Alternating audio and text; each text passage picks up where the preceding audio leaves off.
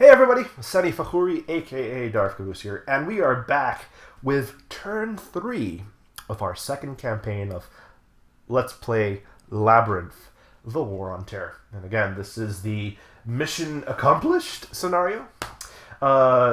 If we've already dealt out the opening hand of cards, and we are ready to go. So the jihadists are up first with their 2 cards. So their first card play will be Wiretapping. Play if any cadre sells or plots in the US, UK, or Canada. Yes, there is a sell in the United States, so this is a playable US event. So they will be plotting with this card. Okay, so where will the plots occur? So as much as possible in the United States. There is a cell in the United States, so that cell is going to plot there. So this guy goes to active, and he will be plotting there to start out with. I guess we could roll the die right now and see what happens. He gets a 5, which means he fails. He needs to get a 1, a natural 1 to succeed there. So, no success there. Next up is the prestige low? Yes, it is. So we skip over some stuff. Is the jail penalty greater than 0? No, it's 0. So, but there are no countries that are soft. There are no cells at countries that are soft, so they skip over that. In countries with aid, nope. Then, is funding equal to 9? No, it's not. Okay, it will then plot in non-Muslim countries, then Muslim or Iran. I mean, the only non-Muslim country is the US, and they've already plotted there, so that skips over that. They have 1 op left, so they're going to plot in Muslim countries. And if you look at the priorities, you will see that fair is the one they do it first. And there is 1 cell in a fair country, that is Jordan. So this guy goes active and will attempt to plot in Jordan. He gets a 5, which is not equal to or less than a 2, so that fails too. Okay. The jihadist's next card will be Euro-Islam. This is a playable US event because there's no precondition text on it. So this will be, again, used for plotting. And once again, if you remember from the last card we just played, it was a 2 ops plotting card. So the exact same plots will happen in the US and Jordan. So I'm going to use 2 die. The leftmost one will be for the US, the rightmost one will be for Jordan. And he gets a 5 for the US and a 3 for Jordan. So again, these are both failures. Back over to us. We will now flip over our cards and go, not bad. Not bad at all. Okay. There are some possibilities here. So I'm quite concerned about the cell in the United States. I would like to disrupt their ASAP. At the same time, I also want to build up my prestige again. So here's what we're going to do. I'm going to go ahead and play the door of Ittishad was closed, which is the... well, there's 2 of them, I suppose. I may just overspend and get rid of that card while I can. Okay, we're going to play the door of Ittishad was closed. Play if a country improved to... or was tested or improved to fair or good this or last action phase. So this action phase is this one, and the last one was the jihadist one. They did not do anything there. So this does not do anything. It's just a 3 operation card. And we are going to go ahead and disrupt once in Pakistan, because they are an ally, we have troops there, and they're at a poor 3. So we'll target these 2 guys and remove them back to the funding track, and then gain a prestige from that disrupt action. Our next card is going to be the play of HE. We're going to overspend a little bit, just getting this bad card out of our hand, and we are going to do a disrupt in the United States. Now, the United States is a non-Muslim country. You can always disrupt in non-Muslim countries. You don't need to have troops there. However, the number of cells it affects depends on the posture of the country. If the country is soft, it only affects 1 cell. If they're hard, it affects 2 cells. In this case, the United States is soft, so it only affects 1 cell, but there's only 1 cell there anyway. This cell is removed and replaced with a cadre marker. We don't get a prestige for disrupting because there were no troops there, but that basically makes sure that they don't plot in the United States and stops bad things from happening. Okay, that is our 2 cards played, and that is the end of our turn. There are no plots on the board to resolve, thankfully, so we go back to the jihadists with their card play. And their first card is going to be Former Soviet Union.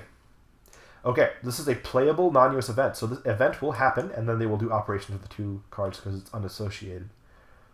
Set Central Asia to neutral and roll its governance on the country tables test. Okay, so it's a poor country, and we are going to see if the country becomes... It might become fair, which they do. Hooray! So that was a good card for us, because 5 or 6 is a fair. Now they have their 2 operations points. So we do the 2 ops and we consult the questions as always.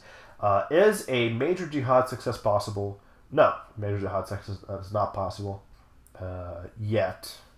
Yes. They're not there yet. Okay, is a jihad possible in good or fair? Yes. There is a cell in Jordan, and that can perform a jihad there. So they are going to attempt to perform a jihad there. That is going to be one of the 2 operations for that. So we roll a die, and it comes up to a 6, which is not less than or equal to a 2, so this guy gets sent off to the funding track. Great. There's 1 operations left. We cannot do any more minor jihad, so we instead radicalize. So we're going to go ahead and roll 2 die. Oh my gosh, really? We get a 1 and a 1, which corresponds to the U.S. They're back in the United States, baby. This cadre, I think, is gone.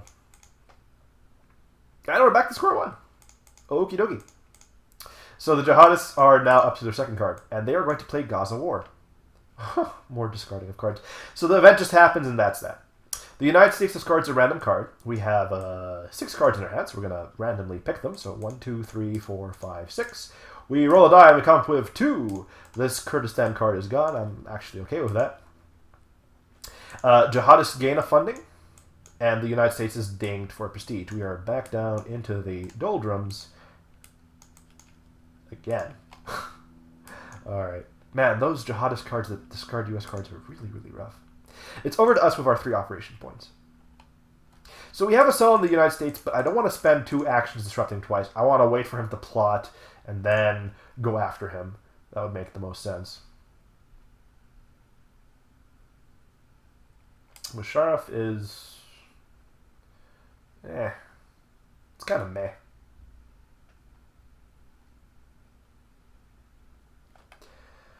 I could do a double disrupt in Iraq, and that would remove all the cells from there and stop them from recruiting there. That could be useful. But I would have to spend both of these doing so. Ooh, I could play Benazir Bhutto. What am I talking about? That's actually a really, really good card. Yeah, I'm going to play Benazir Bhutto. Okay, so we'll play this card. It'll be removed when it's done. Play if no Islamist rule within one country of Pakistan. That is true. There are no Islamist rules within one of Pakistan. No jihad is allowed there. So the jihadists are not allowed to jihad there. Hooray! And then, if at poor, set it to fair. So it becomes a fair country. This blocks the play of Musharraf, and it's blocked by a Bhutto shot. So if she's shot, then the event's over. So that card is gone. My next card is going to be a 2 operations card, Iran, and I am going to go ahead and disrupt in... Yeah, I'm going to go ahead and disrupt in Pakistan once. And I'm just going to flip this guy over to the active side and gain a prestige from doing so. Building up the prestige again.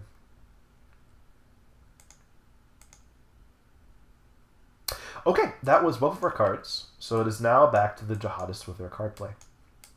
Come on, back over there, you. And their first card is going to be Sharia.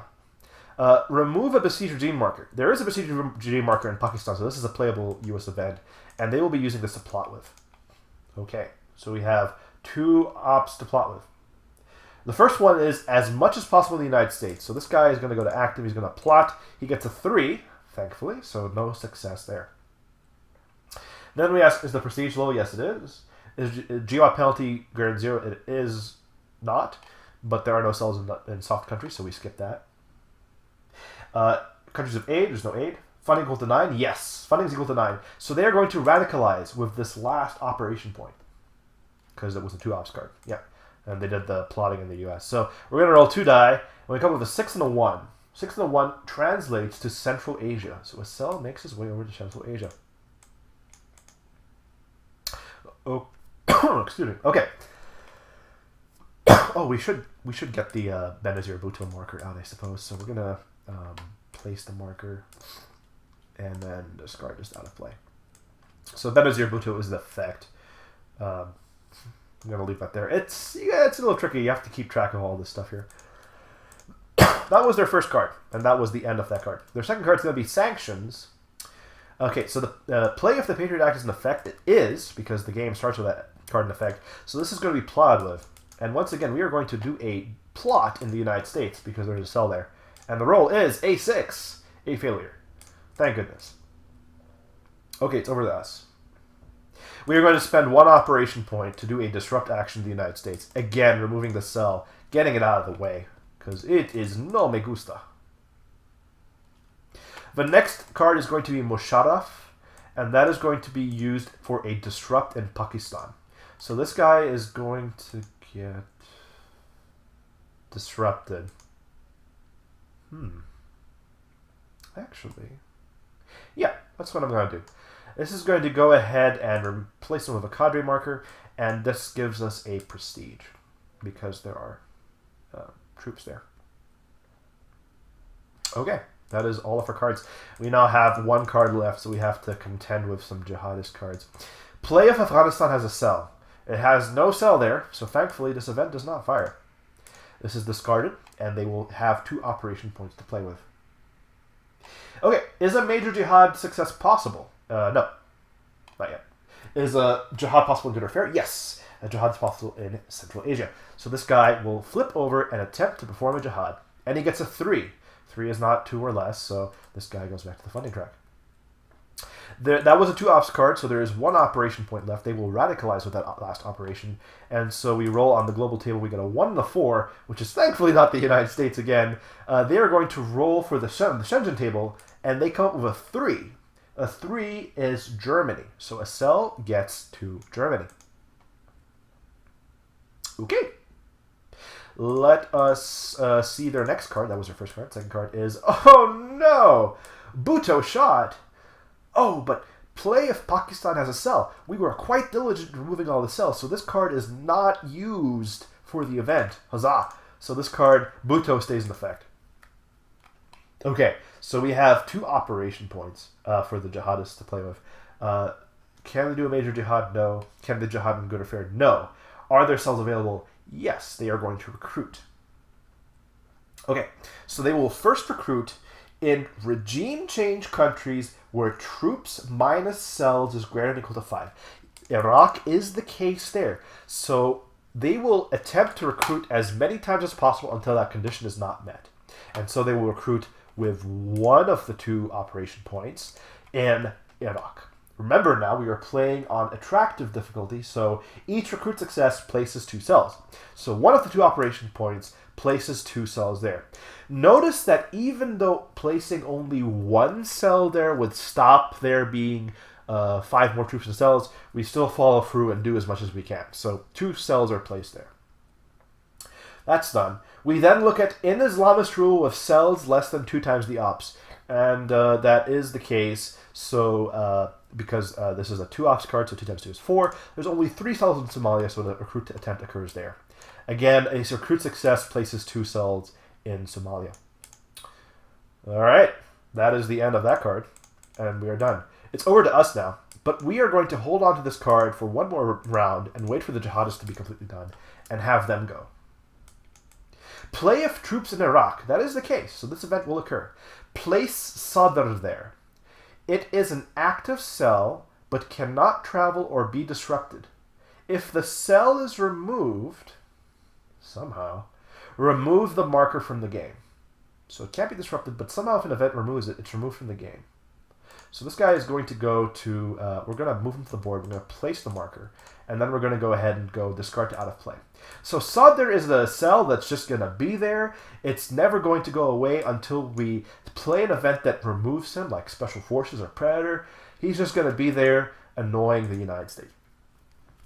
That's pretty much how it's going to go. Okay, that is their card, and it is now back to us with our 1 card. Now, we could play this card, or we could hold on to it for the next round. I think we could do something with the 3 operation points, no? Yeah, we could do a disrupt in Iraq. And I'm actually pretty good with that, because that gets us a prestige. You know what? I'm going to do that. Yeah, because we're not going to be able to get no Islamist rule. I mean, we almost have, we don't have Somalia in play, but that's just really hard to get. So we're just going to discard it, use it for the 3 operation points to do a disrupt in Iraq. Again, we cannot disrupt Sadr. So, oops, no, they don't go back. They flip over to active. So I'm just going to move them over there. So these guys become active, and we get a prestige for our troubles.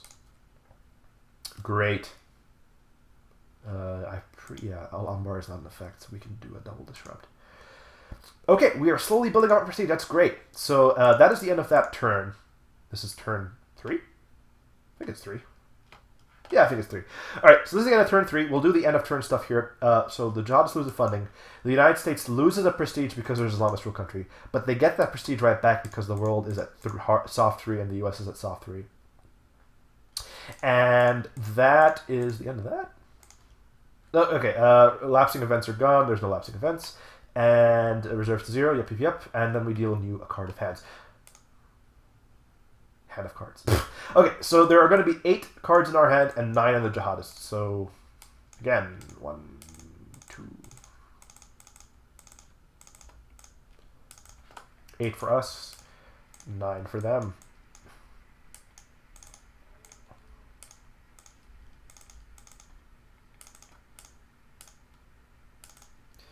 That's that.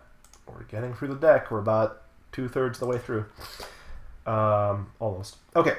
Updating of the stuff. The GWAT stuff hasn't changed, so meh. I believe the number of poor countries... Well, yeah. Pakistan went to... Yeah, we played Benazir Bhutto, so that improved that there. So let's see.